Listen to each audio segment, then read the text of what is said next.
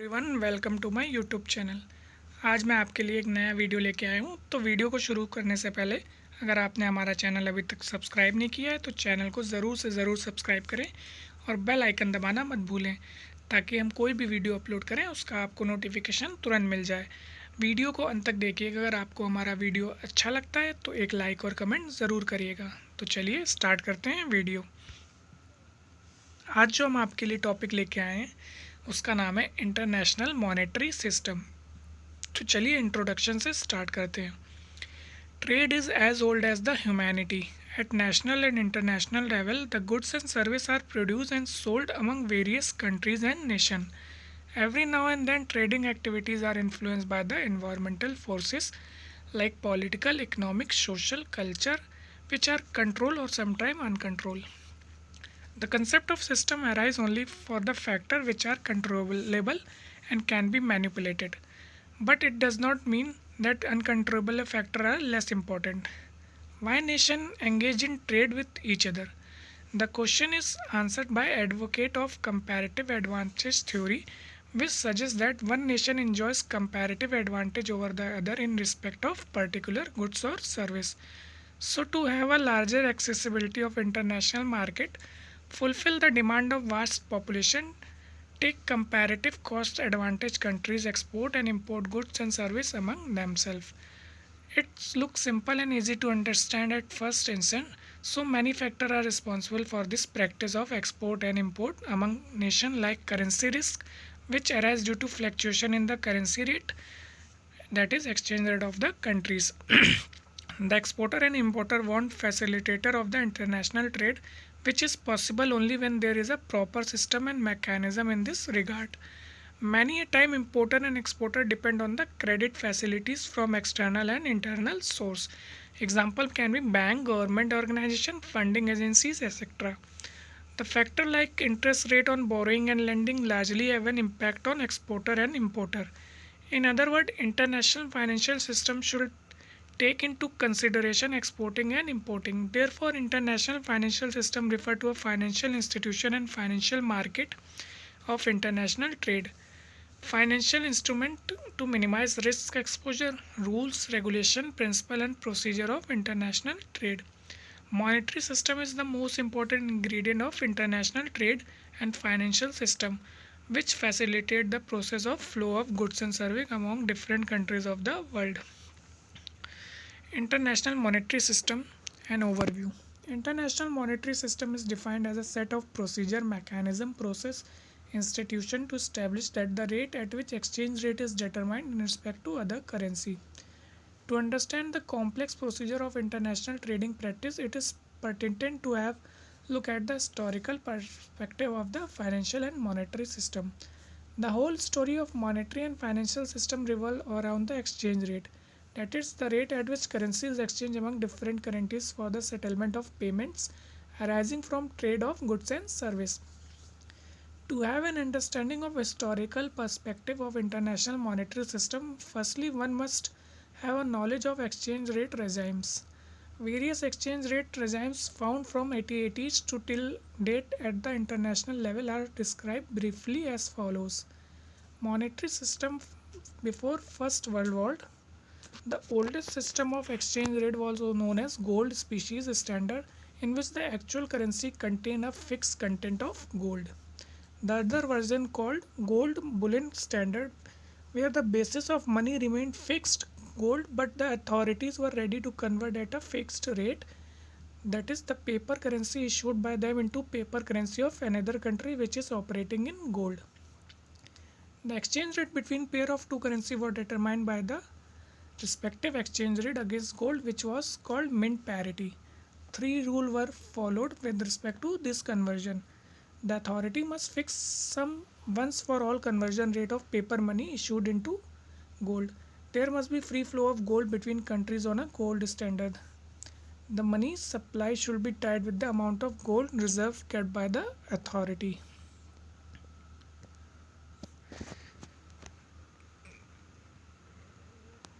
The gold exchange standard.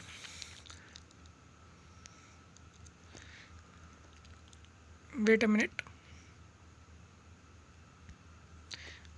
Yes, the gold standard, exchange standard. With the failure of gold standard during the First World War, a much refined form of exchange regime was initiated in 1925, in which US and England could have hold gold reserve and other nation could hold both gold and dollar sterling as reserves. In 1921, England took a foot back which resulted in abolition of this regime. Also, to maintain trade competitiveness, the countries started devaluing their currencies in order to increase export and demotivate import. This was termed as beggar thy neighbor policy. This practice led to a Great Depression, which was threat to a war ravaged world after the Second World War. Allied nations held a conference in New Hampshire, the outcome of which gave birth to a new institution, namely the International Monetary Fund and the World Bank. And the system was known as Bretton Woods system, which prevailing during the 1946 to 1971. Bretton Woods, the new place in New Hampshire, where more than 40 nations met to hold a conference. Bretton Woods era. To streamline and revamp the war ravaged economy world and monetary system, Allied power held a conference in Bretton Woods which gave birth to two super institutions, IMF and World Bank. In Bretton Woods, modified form of gold exchange standard was set up with the following characteristics.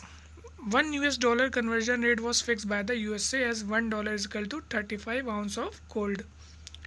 Other members agreed to fix the parities of their currency vis-a-vis dollar with respect to permissible central parity with 1% fluctuation on either side.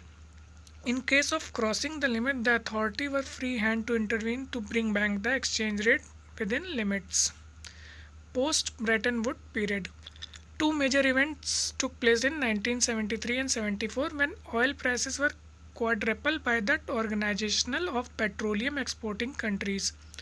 The result was seen in expanded oil bills, inflation, and economic dislocation, thereby monetary policies of the countries were being overhauled. From 1977 to 85, the US dollar observed observed fluctuation in the oil price which imposed on the countries to adopt a much flexible regime, that is hybrid between fixed and floating regime. A group of European nations entered into the European monetary system, which was an arrangement of pegging their currency with themselves. Current scenario of exchange regime. At present, IMF categories different exchange mechanism as follows. First one is exchange arrangement with no separate legal tender. The member of a currency union share a common currency. Economic and monetary unit who have adopted common currency and countries which have adopted currency of the country. As of 1999, 37 IMF countries had this sort of exchange rate regime. Currency board agreement. Second one. In this regime, there is a legislative commitment to exchange domestic currency against a specified currency at a fixed rate. As of 1999, 8 members had adopted this regime. Third one is conventional fixed peg arrangement. This regime is equivalent to Bretton Woods in the sense that a country pegs its currency to another or to a basket of currency with a band variation not exceeding 1% around the central parity. Up to 1999, 13 countries had pegged their currency to a single currency while 14 countries to a basket of currencies. Fourth one is pegged exchange rate with horizontal band. In this regime, the variation around a central parity is permitted within a wider band. It is a middle way between fixed peg and floating peg. Up to 1999, 8 countries had this regime. Fifth one is crawling peg. Here also a currency is pegged to another currency or a basket of currency, but the peg is adjusted periodically with which may be pre-announced or discretion based or well specified criteria. 60 countries had this type of regime in 1999. Sixth one is crawling band. The currency is maintained within a certain margin around a central parity which crawl in response to certain indicator up to 1999. 9 countries enjoy this regime. Seventh one is managed float. In this regime, central bank interfere in the foreign exchange markets by using and selling foreign currencies against home currency without any commitment or pronouncement. 25 countries have this regime as 1999. Eighth one is independently floating. Here exchange rate is determined by market forces and central bank only.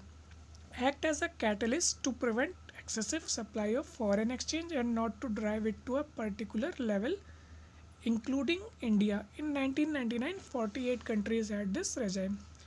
Nowadays, a wide variety of arrangements exist, and a country adopt the monetary system according to their own whims and fantasies. That's why some analysts are calling is a monetary non-system. Let's talk about the International Monetary Fund. The International Monetary Fund is like a central bank for the world central banks. Its headquarters is in Washington DC and has a 184 member nation and cooperate closely with the World Bank. The IMF has a board of governors consisting of one representative of each member nation. The board of governors elect a 20-member executive board to conduct regular operations. The goal of the IMF are to promote world trade, stable exchange rate and orderly correction of balance of payment problems.